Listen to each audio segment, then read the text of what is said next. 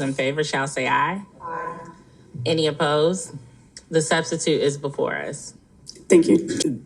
We all know that there's a shortage of affordable housing in the Commonwealth, and what is emerging as a very serious issue.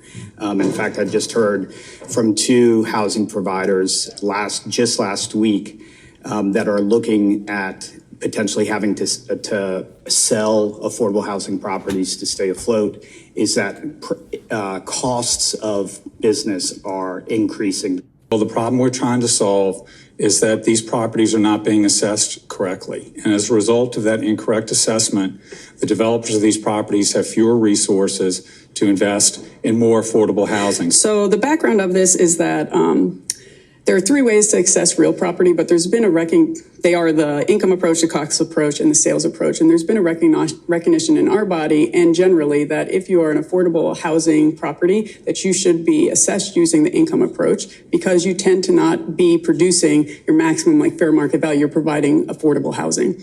And this body has recognized that. In 2010, we put in a provision under this section, Section E, that says, notwithstanding any other provision of not only this section, but any other law, the real property governed by this section, so affordable housing, that is generating income as affordable housing shall be assessed using the income approach.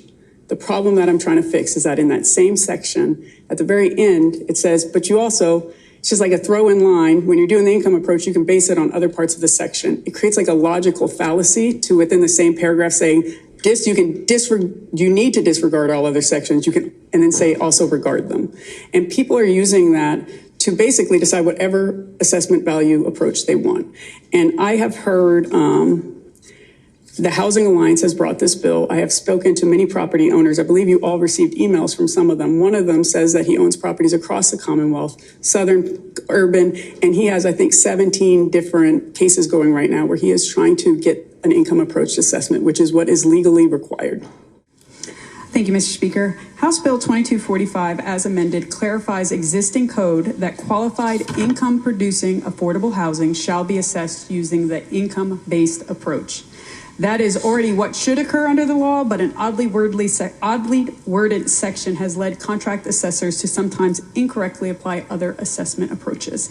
And that burdens affordable housing providers with higher taxes and costly appeals. This bill ensures income-producing affordable housing will be uniformly and fairly assessed in accordance with our law using the income-based approach.